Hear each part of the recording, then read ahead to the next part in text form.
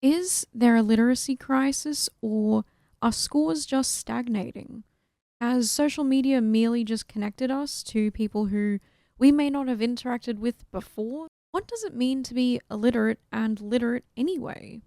And what exactly does it mean for our society and well being if being illiterate is on the rise? Now, I don't want to come on here fear mongering like a lot of slop tubers do. I'm a different kind of slop tuber, babes. It's especially bad, I find, when talking about this subject. And before you say, well, you're Australian, why do you care? Why are you so knee deep in what's happening in America? To that I say, Australia is also suffering with literacy issues as well as tech literacy problems. And there is a specific statistic I want to get into in a moment. It is one that I personally also believed when I saw it show up on my TikTok. Dare I say, I fell for misinformation, and you may have as well. So I'm a little ticked off that so many people were just blatantly regurgitating the same thing without actually doing their due diligence to fact check it before spouting it online. Crazy. It's quite ironic that some people even source this information from the AI overview and have the audacity to complain about America being dumb. I'll show you what I mean in a minute. It's very funny. 21% of Americans are illiterate.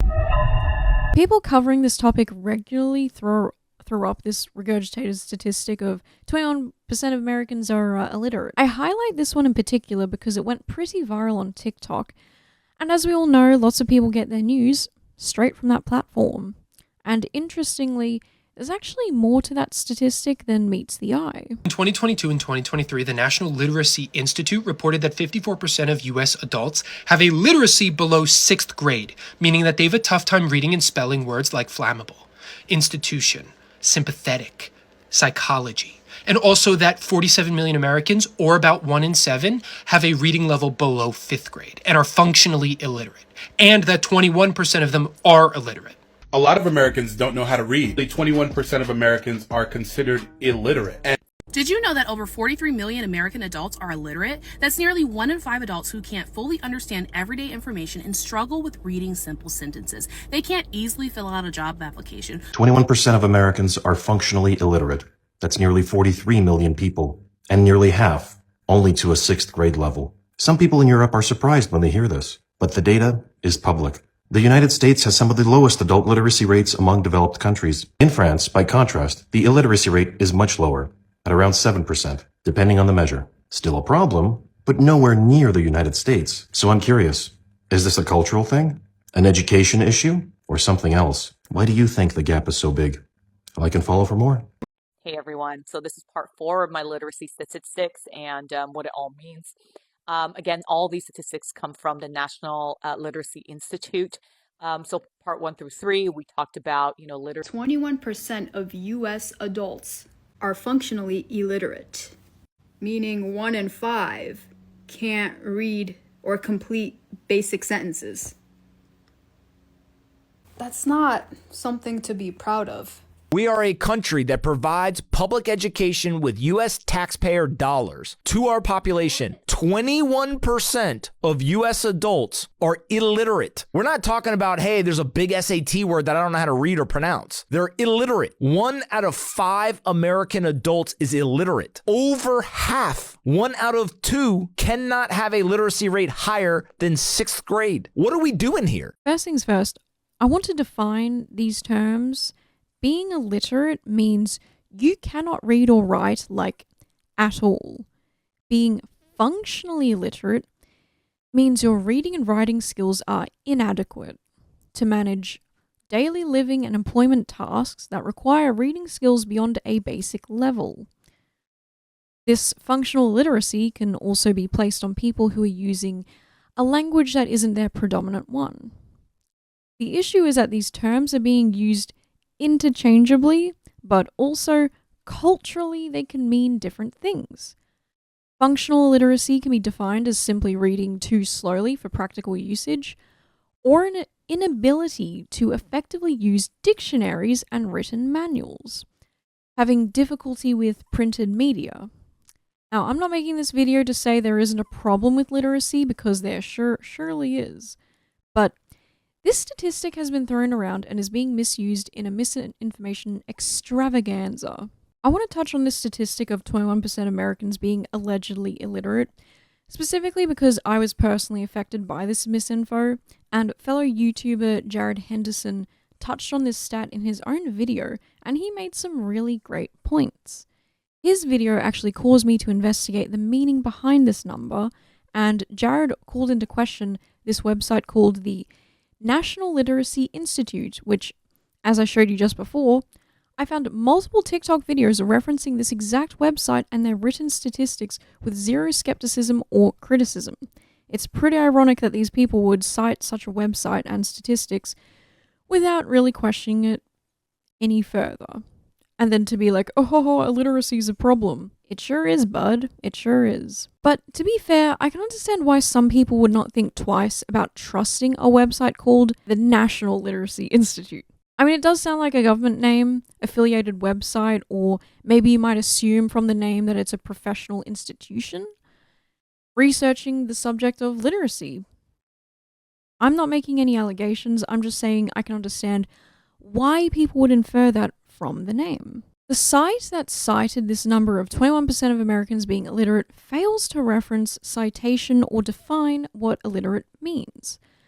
No sources are provided, and the website has been contacted by multiple people, including Jared Henderson, asking for said sources on this supposed statistic. They have so far been met with silence. Of course, if they ever come out and provide like an additional information, sources, yada yada, I will absolutely write a correction.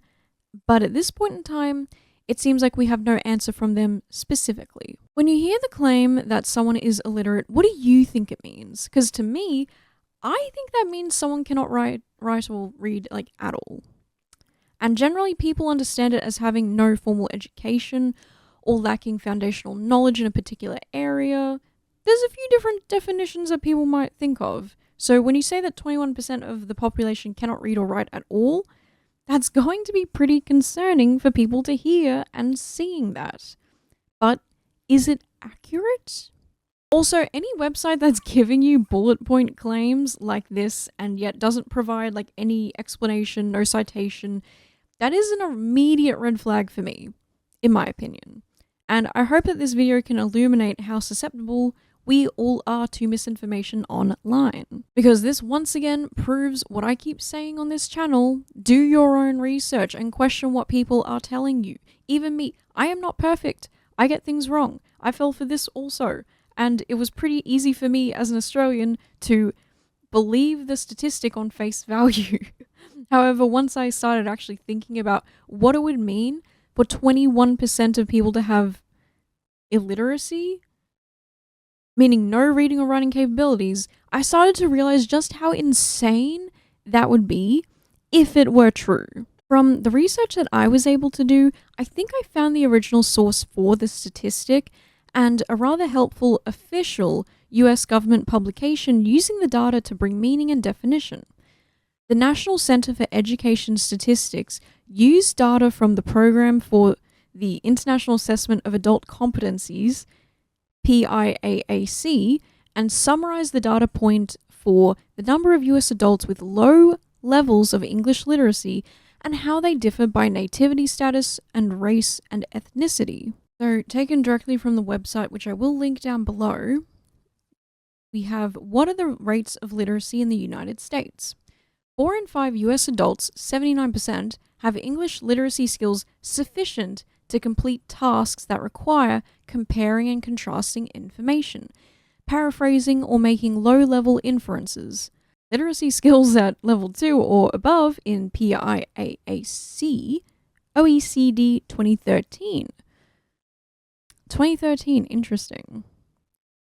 In contrast, 1 in 5 US adults, 21%, has difficulty completing these tasks. Note, figure 1. This translates into 43 million US adults who possess low literacy skills. 26.5 million at level 1, 8.4 million below level 1, and 8.2 million could not participate in the background survey because They either had a language barrier or a cognitive or physical inability to be interviewed. The people who were unable to participate were categorized as having low English literacy skills, which is done in international reports. Adults classified as below level 1 may be considered functionally illiterate in English, i.e., unable to successfully determine the meaning of sentences, read relatively short text to locate a single piece of information, or complete simple forms. And this is where people got the 21% statistic, because I think it actually went up later on. And interestingly, APM Research Lab actually has a map that shows the percentage of state populations at or below level 1 literacy. Several of the counties within the nation's very lowest adult literacy performance are located in these southern states. For example, the 10 counties with the highest percentage of their populations at or below level 1 literacy are in Texas, primarily along the US-Mexican border. 46% of adults in the US have literacy proficiency at or above level 3. Adults at levels 3, 4, and 5 have varying degrees of proficiency in understanding, interpreting, and synthesizing information from multiple complex texts to infer meaning and draw conclusions. 46%. Yikes. I'm thankful for Jared Henderson pointing this out in his video. It's a great watch, so go check it out. I'll link it right down below for you. His video is great. It's short and it's very well edited, might I add, and a short watch too. His point basically calls this website's claims into question, and a fact checker formerly known as Verify This, a site which no longer exists so I can't read it myself, but according to Jared's video, citing Verify This, they determined that the statistic reference was misconstrued by viral posts, often citing the NLI as a source. However, you can't use the NLI as a source reliably when they don't even have a source themselves of where these numbers came from. Also, people have been presenting this 21% stat as being based on recently published data, which is also just factually incorrect. The data, if I can remember right, range from 2011 to 2015, and some people were saying it came from a 2022 study, which is wrong. The NLI is actually another name used by a private company called the National Literacy Professional Development Consortium, LLC. NLPDC is based in Houston and sells workshops aimed at improving literacy education. So basically just helping teachers with further training that isn't a bad thing, right? And I don't think they're bad people or anything like that. But quite literally looking at their website for longer than 1 second will show you that this is a business. I'm not sure if they do research at all, but if they were, and they wanted to be reputable as such, they would definitely cite sources for their facts. So, I do think it's important to recognize that while 21% of Americans might not be completely illiterate, there is still a problem with literacy skills and funding towards education. Also, there are massive changes undergoing in America, namely the dismantling of the Department of Education. As the Trump administration moves forward with supposedly cutting taxpayer spending on said department in favor of education being overseen by the state and the states having all the individual power over it. Without federal enforcement, individual states will have free rein to underfund schools, ignore disparities and inequities. They can abandon critical data collection that highlights gaps, fair discipline policies, and adequate special needs education services. Student civil rights would be left in the hands of agencies that don't know how to handle it, nor have the will and power to effectively hold states and schools accountable. We know from history and patterns that iniquities will deepen further. Even higher education is at risk if the Department of Education is dismantled. The loaning system is complicated and borrowers already struggle with navigating it. This system will fall into the hands of agencies who are wholly unprepared to manage them. America's workforce will be weakened as students' futures in education are jeopardized by this dismantling process, and students attending higher education as the first in their family will struggle immensely. People who depend on the education department's resources to access this higher education will struggle in particular. And that's not a coincidence, that's not an accident. In my opinion, I feel like that's very intentional. There will be fewer after-school enrichment opportunities, AP classes, kids are going to get less opportunities, full stop. When you take away the disability funding that the Department of Education provides to schools, families with disabilities will experience longer waits. Speech-language services to help kids who are behind, who have different needs, will fall further behind. These are all things you could depend on to reach a higher education. Schools will close, kids will have to travel further to get an education, classroom sizes will balloon as more teachers are laid off. And as we know, there is a shortage of teachers, especially good, really skilled staff. You have to wonder why the Trump administration is so eager to dismantle such a system. And even if you think the Department of Education shouldn't exist, this definitely isn't the way to go about replacing it. The cost of having this dismantling occur is that you will have weakened civil rights protections, financial aid will be in chaos, and undoubtedly negatively affect people coming from vulnerable backgrounds. Education, especially good and higher education, becomes a privilege for the few instead of a right to all people. As countries, we're all in competition with each other to a degree. We all see how we score against one another, how well our kids do compared to other countries. America is essentially throwing in the towel right now. Trump has decided that you are not in the race anymore. Your kids, disqualified. The severe cut in funding will ensure this has a rippling effect on the American people and its country for generations to come. Donald Trump also had a slew of well-trained, smart, very talented people to be the Secretary of Education. So who does he pick? CEO of World Wrestling Entertainment, Linda McMahon. The education decline. According to the Education Scorecard report for the US, there has been an educational decline since 2015. Historically, from 1990 to 2013, student math and reading scores rose steadily.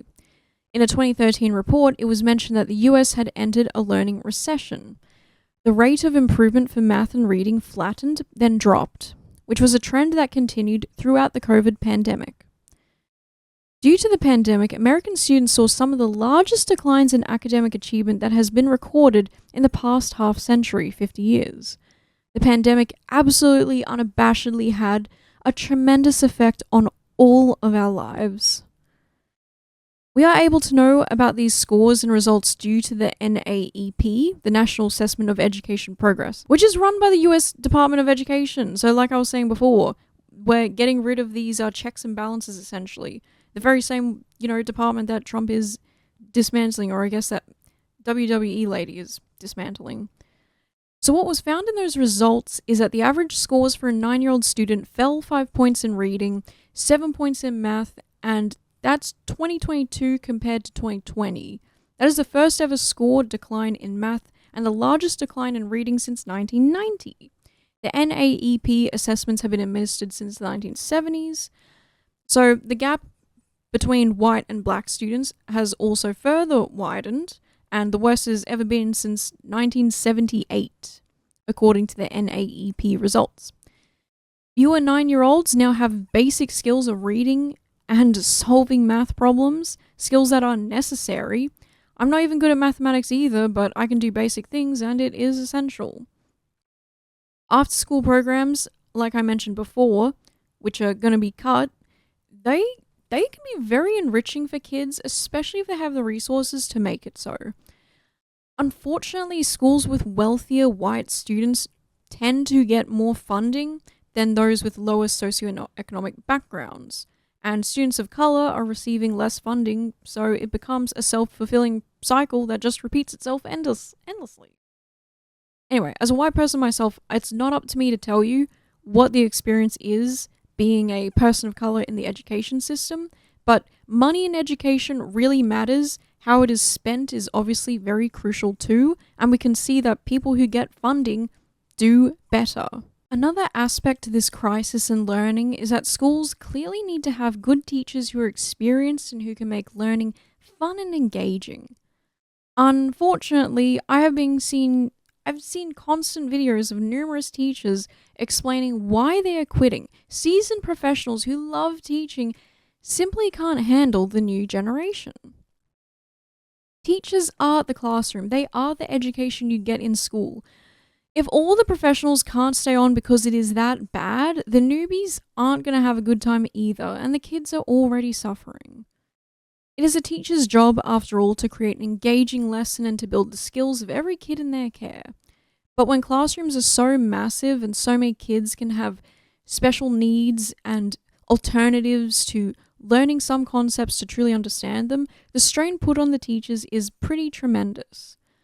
Not to mention that plenty of the complaints about the current generation all appear to stem from poor parenting and the overconsumption of technology, screens, and apps. The teacher shortage is again one of the many issues we are facing with our educational issues that will have a ripple effect on the future of the world. Now, there is some criticism about the usage of test scoring to determine the growth of education. Testing performance could have gone down because past government programs between the 90s and early 2000s mandated schools to focus on methods that would boost test scores. And as we all know, sometimes you can learn how to take a test really well, but whether it will test you on your knowledge or just your memory is kind of up for debate. Social media is also another really clear and obvious issue, meaning this decline in learning and education is not just isolated to America. While experts admit we don't fully know the repercussions of how social media affects the youth, we do know some things are certain.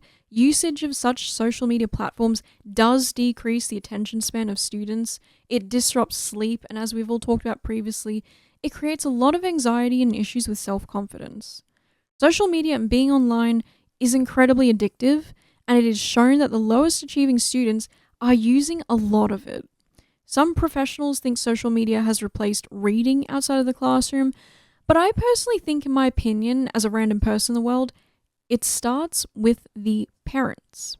So, reading books. I may be repeating myself here, but genuinely, some of these parents themselves don't even read books and can't spell, which happens for a multitude of reasons, and I don't want to shame anyone. But we have to get kids started on these habits early and when they're young. And sadly, we can't choose the parents that we get. I should know, I was behind on reading and writing skills early in my childhood because I wasn't read to, I was probably neglected, and fortunately my school noticed and put me into tutoring specifically to help me get to the same level as my peers, an opportunity not afforded to everybody.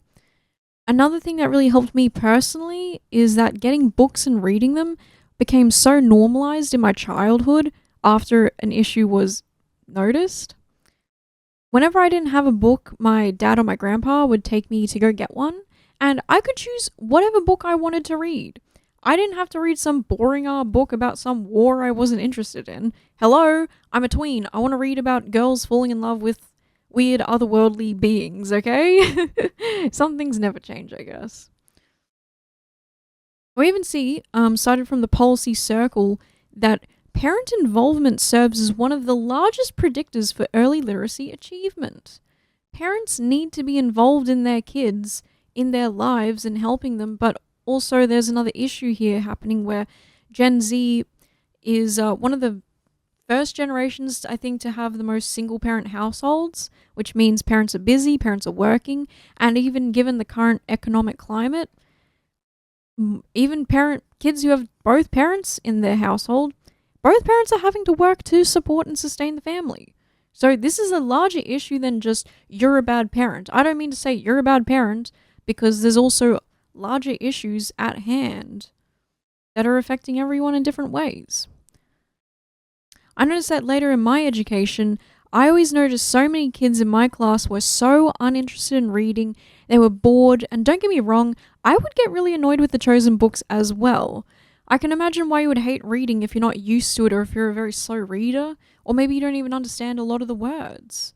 I vividly remember us reading, or needing to read, a book called The Boat by Nam Lee when I was in like 8th or 9th grade.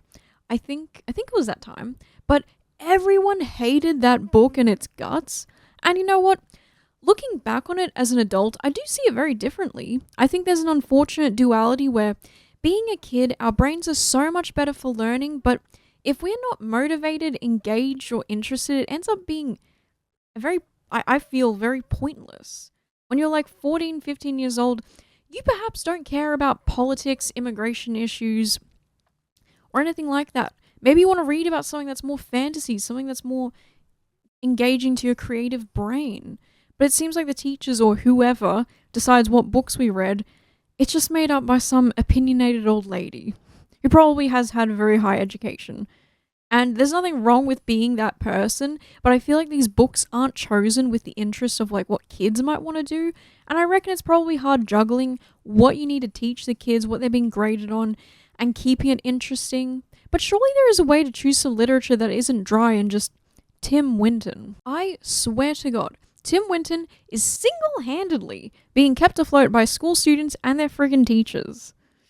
I get that the reading list teachers probably look at is full of diversity, discussions on important issues, and you can't satisfy everyone, obviously.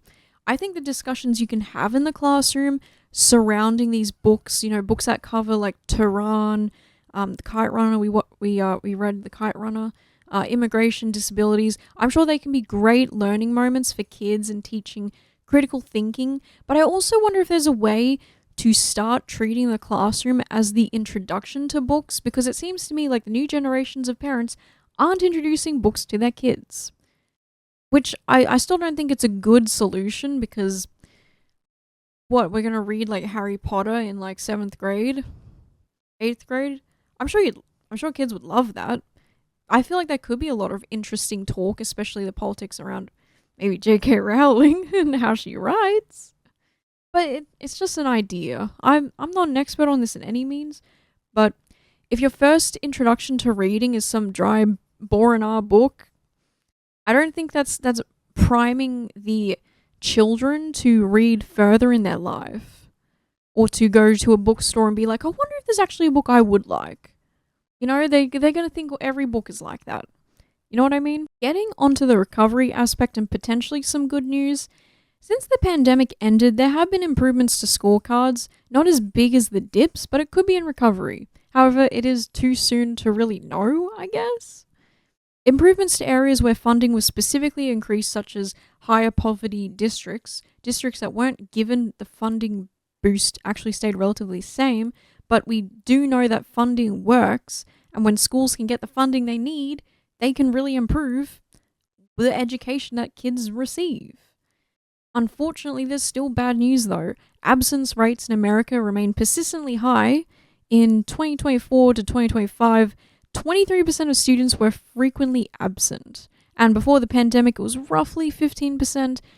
There's still a long road ahead considering where things were 10 years ago. Very sad. I don't know about America, but here in Australia, we actually have some pretty, I think, robust absence laws. Or at least, when you're in high school, there is a limited amount of absences you can have. And then at a certain point in time, the school will get involved. I don't know what it's like in America, though. While I keep saying reading is the answer and key, in my opinion, I do want to acknowledge that reading isn't just as simple as picking up a book and using your eyes. Reading involves needing to be present in the moment, absorbing the information, and the start is being able to read sentences at all. Then you have to extract meaning and ideas, and then you have to be able to connect those ideas to the sentences and across different paragraphs, and then integrate it all within your mind to answer questions. When we do guided reading at school, I feel like the teachers are making you go through this process in a, dare I say, guided way. They get you to read a section out loud, we reflect on what we read, we find meaning, we ask questions and try to answer based on what we know, and can extrapolate. So when people go on and on about the curtains are blue just because they're blue, maybe it's not that deep. Sure, maybe the author didn't actually mean to say that the curtains are blue because the character's depressed, but linking the symbology together is not meaningless. When you watch a good film, not a movie, a film, everything is intentional, scenes are curated and moved through with so much meaning that absolutely cannot be described with words, or if it was just described with words, it's not a movie, Exposition. It's why people say a picture is worth 1,000 words. When you read a book and find added meaning in things that are told, it's not a waste of time or silly to do. You're engaging with art, and by looking for meaning and discussing it, the art is getting you engaged in ideas and concepts, maybe even adding meaning and understanding to your own life. Art imitates life after all. Also, when you do read and learn more about the world you live in, specifically, it actually opens you up for a more interesting view. Not to mention, you understand more when it comes to literature and media that references said events. If you watch an old TV show from the past, you will find that there is a lot of referential writing to things that used to be quite commonly known. At one point, it was pretty normal for the general populace to have read certain materials or understand certain events that happened in our history. Take Shakespeare, for example. I know we probably still read about it in high school and stuff, but Shakespeare and the people writing TV shows, these people were all well read on these subjects, versed, and had a deeper understanding of the world, had a more read understanding, and that bled into their writing. References to our history, wars, culture, they're all things you can and should read about. Unfortunately, if you have a lesser knowledge of these things, a lot of richness is lost when you engage with the media. You're literally missing out on so much richness in the world. All I really have to say in conclusion is that you really need to study up on who you vote into office. There is a lot of campaigning going on in Australia right now. In particular, there is a lot of propaganda being run, and people fall for it, of all genders and ages. You need to research the policies, you need to be engaged, you need to care, it will affect you, even if you don't see how today or tomorrow. Politicians have a vested interest, and I would say even a conflict of interest, in deciding what you learn, what resources are afforded and available to you, your kids, nieces, nephews, the kid down the street, anybody. Conservatives love the idea of you going straight into a trade from high school because we have studies showing that people who attend higher education have a tendency to vote for left policies. People tend to be more liberal. Conservatives, when in power, have a vested interest in keeping you uneducated and unable to pass the language and meaning, and want to keep you from asking questions and pushing back. And I'll be doing a video on this later because it's really relevant to Australia right now. So go and read a news article on something you're curious about. Learn something new and start today. If you think you're behind, it's never too late to work on yourself. If you have even one question that you thought of while watching a TikTok or something, go and look it up. Get into the habit of looking it up and reading about it. Get into the habit of being skeptical, because it will do you a world of good. So, thank you and have a nice day.